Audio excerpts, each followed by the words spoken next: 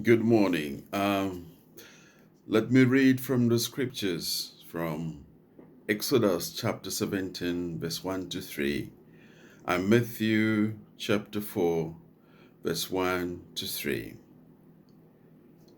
All the congregations of the people of Israel moved on from the wilderness of Sin by stages, according to the commandment of the Lord, and camped at Rephidim, but there was no water for the people to drink.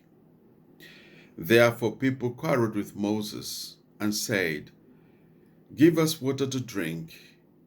And as Moses said to them, "Why do you quarrel with me? Why do you test the Lord?"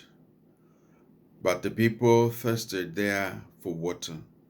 And the people grumbled against Moses and said, "Why did you bring us up out of Egypt to kill us and our children and our livestock with thirsty?"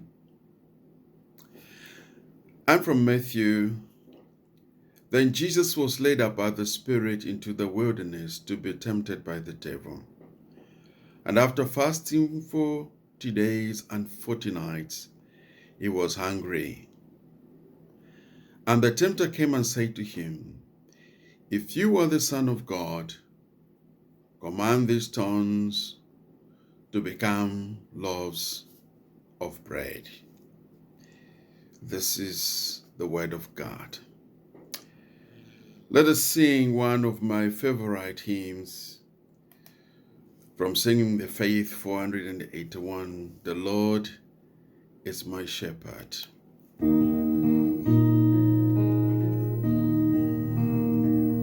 The Lord's my shepherd, I'll not want. He makes me lie in pastures green. He leads me by the still waters. His goodness restores my soul. And I will trust in you alone. And I will trust in you alone. For your endless mercy follows me.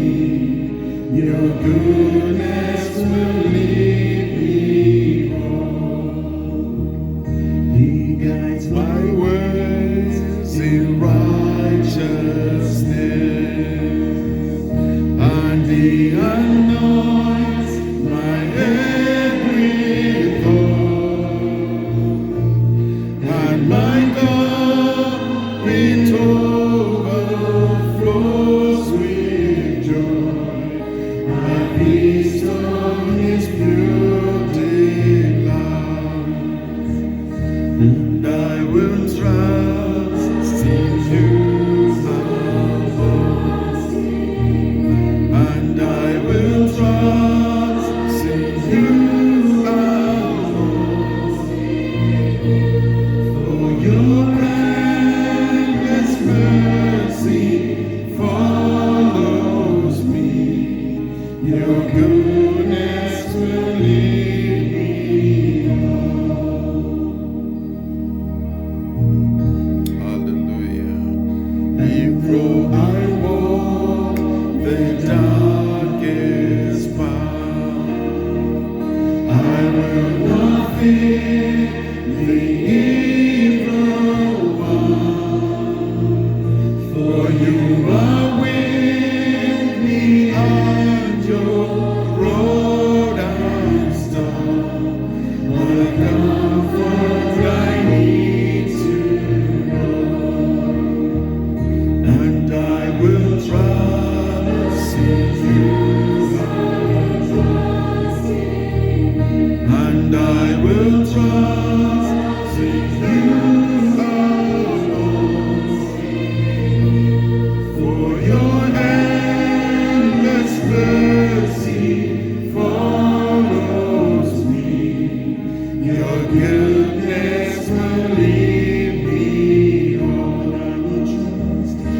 and I will trust in you alone, and I will trust in you alone, for your endless mercy follows me, your goodness will lead me home. For your endless What a song, and I'll trust in you, for your goodness will lead me on. And I pick one of the words from the two scriptures, and that is wilderness, as I share on wilderness experience. These are places where it seems that God is far away. Our problems are overcoming us, and where our prayers don't seem to go further than the ceiling. The wilderness, humanly speaking, is a bad place. People can get lost in the wilderness. People can get killed in the wilderness. The wilderness is an unpleasant place because we want prosperity, healthy and easygoing times. Let us not forget that it was in the middle of the rough and bleak desert that God made the fantastic promise, I am the Lord who heals you. We need to know that God is with us in the midst of pain, loneliness, fear, or storm in this wilderness we are going through. In the readings we have taken, we find two different incidents about life in the wilderness: Moses and his people, and the other about Jesus. They both portray the struggle in the wilderness, journey into the wilderness without knowing how long the journey is going to take, and where is the destination. A journey into the emptiness, both thirsty hunger and thirsty. COVID-19 could be a wilderness in this Lent season. Not knowing how long it's going to take, and sometimes we are afraid, impatient, grumpy, and getting depressed of this journey to unknown destination. I know that wilderness journeys can be difficult and challenging for everyone. Long journeys, especially when you are not sure of the way or how long it will take, frustrates us of sudden turn or change. And if you have those feelings, I want to tell you that it is normal to feel that way. And I'm sure they asked Moses, are we there yet?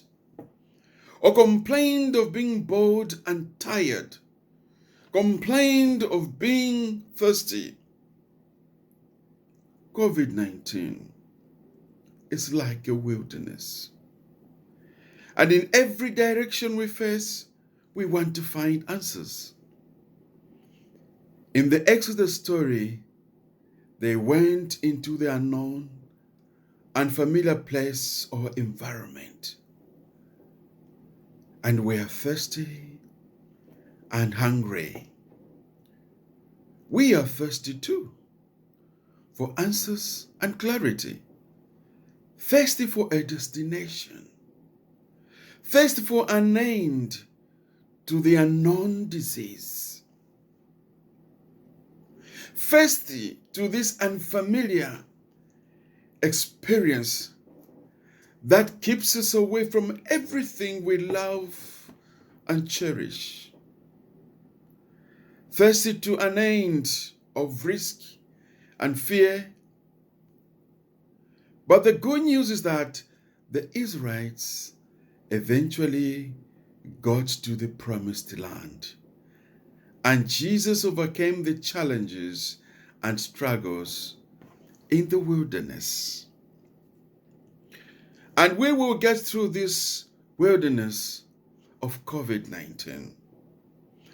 In most of our Lent season, we have learned how Jesus overcame the struggles and the challenges. We too face this Lenten season with disease, and the story is not more about Christ, but how, like him, we too can face the storm. And with Christ, we will overcome. It's about how God's story fits in ours during Lent. This wilderness gives us an unusual experience, away from everything that makes us happy and enjoy, away from friends and family, away from church fellowship, the usual liturgy that we experience every Sunday, away from coffee and tea. Our conversation about God's story in our familiar places. The question is, where do we find God's story in COVID-19?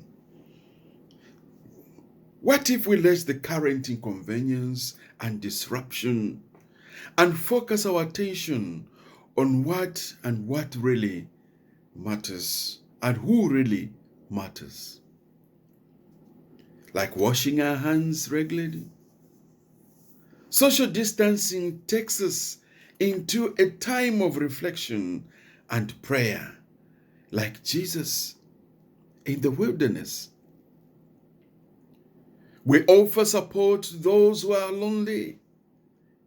It could be an opportunity to show love and support to those near us, to share with those who have little or nothing at all, as we all struggle to get the ends meet.